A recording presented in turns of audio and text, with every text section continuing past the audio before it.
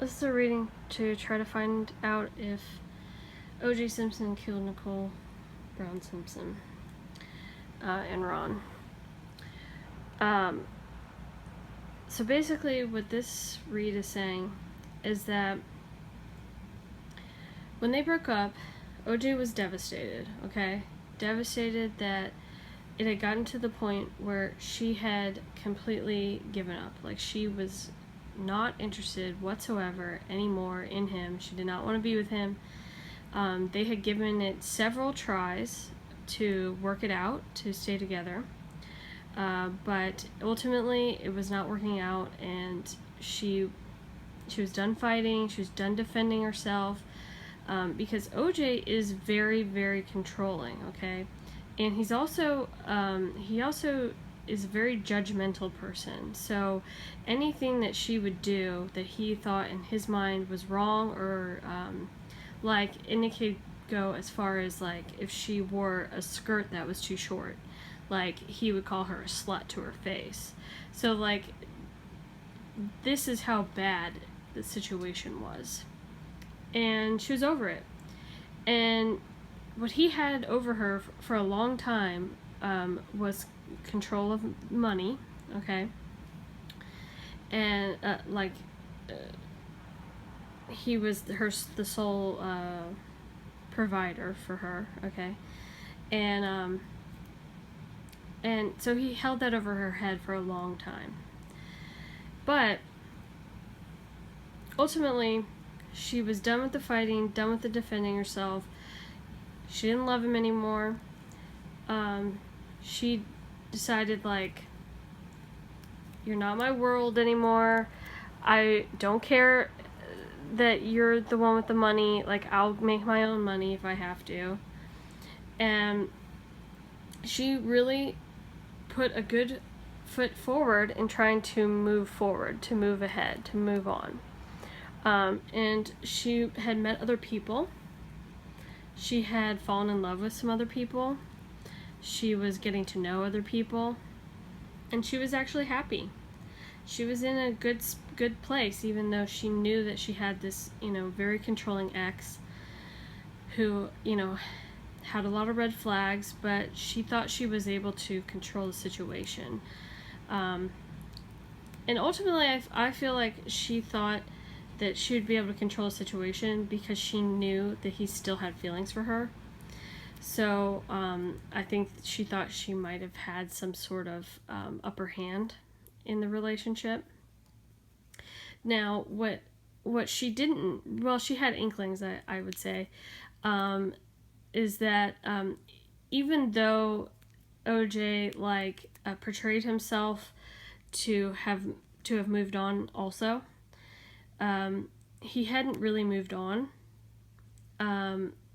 It was a lie. It was a deception, and I do get that he was most likely stalking her or spying on her, and he was doing that in order to find ways to control her. Okay, because he wanted her back.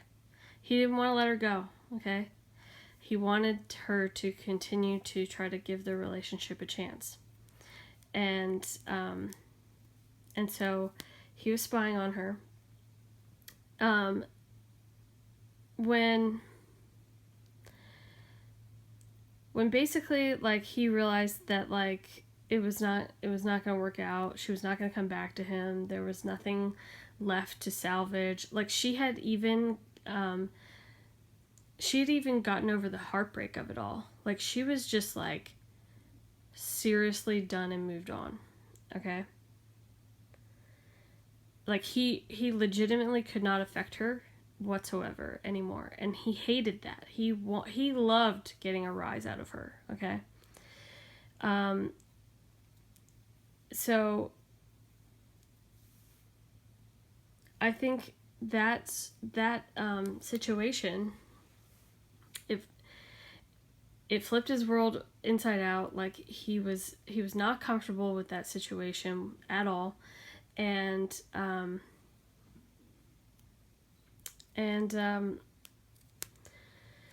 I think he also, I I would say probably in the last, his last like ditch effort to try to control her was he used money in some way, meaning withholding money, and it still wasn't working. And so basically, I think that what happened was, like, I think he had contemplations about killing her. Like, he thought about killing her. But I don't think he ever thought that he would actually act on it. It was a crime of passion.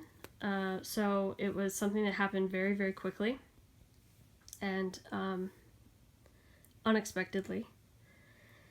And basically, like, when he went over there that night to her house, I am getting that he most likely went over there to spy on her, okay? And realized that, well, what he perceived was happening was that she was waiting for someone, a lover, to come over. So it was enraging him. That, like, she wasn't heartbroken. She wasn't, sitting at home alone. She was waiting for someone to come over to have sex with. And so, like, he realized, like, he didn't have any control over her anymore, and there was just extreme rage, and basically he threw all caution to the wind, and he committed the murder. And what's interesting, though, is that when it was over, after he did it, I mean, obviously, obviously he ran away very quickly. He definitely tried to cover his tracks. And tried to make it seem like that he had moved on as well, so he would have no motive to want to kill her.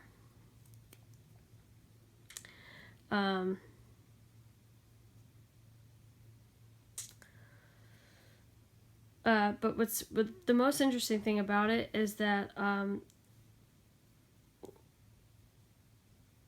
after he had done it,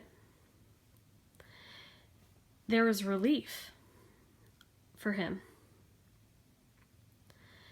And in truth, it was like a relief of closure. It was a relief, like, if I can't have you, then nobody can. And when he made that happen, he felt like, finally, like, I don't have to worry about what she's doing anymore.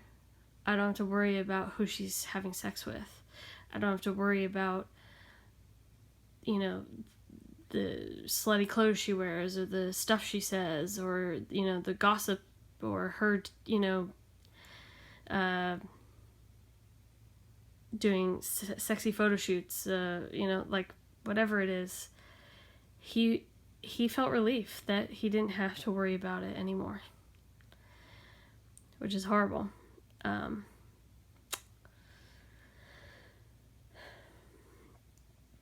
But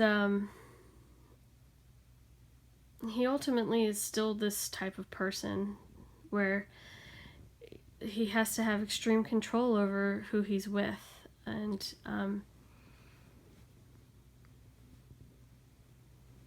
you would almost, if you were to get into a relationship with him and you wanted to get out, you would have to, like, disappear.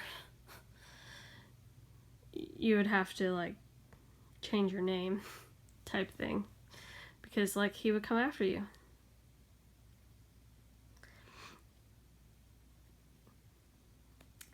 and it's all because, like, when he loves somebody, like, he loves them to the extreme, to the point where, like, he suffocates them. Like, he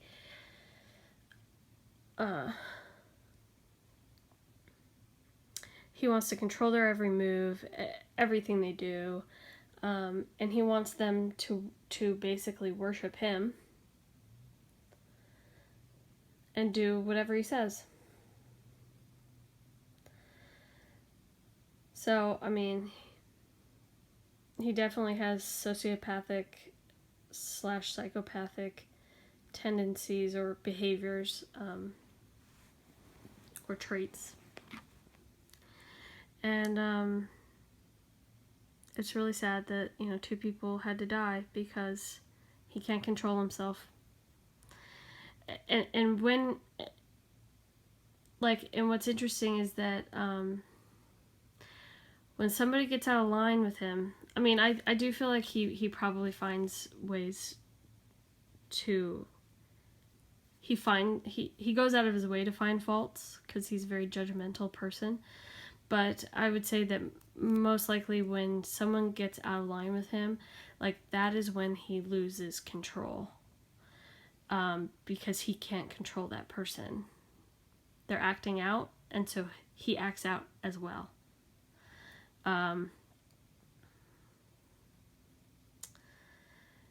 If he was to find somebody that was, like, completely submissive to him, like, he would be perfectly fine. Like, he probably wouldn't have exhibit any signs of this, like, erratic behavior, the stalking and the control and the judgmental, like, the anger. Like, he wouldn't have any of that if he found somebody that, like, was completely submissive to him. But, like, that's extremely hard to find, to find somebody that would basically become, like, lobotomized for him. So, unfortunately, he's going to be released back into the world in October. So, I guess this is just a little warning out there to everybody. He's not a good guy deep down. He has a lot of issues, and I think that if you can steer clear of him, you're better off doing that. So don't put yourself in harm's way if you were to come across his path. Just walk away. All right. So I hope you enjoyed that, and thanks for listening.